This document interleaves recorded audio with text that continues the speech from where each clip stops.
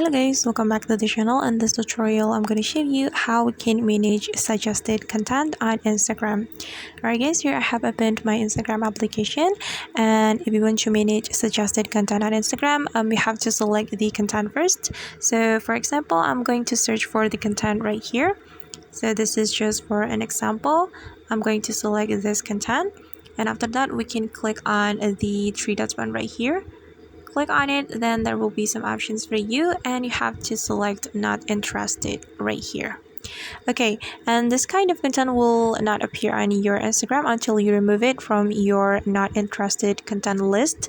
And if you want to manage the suggested content, you just need to click on manage suggested content right here, or you can also click on your profile button. Then after that you can click on this button on the top right corner of your screen, then just select settings and privacy, and after that you can click on suggested content. Okay, and we can manage the suggested content right here. You can click on not interested.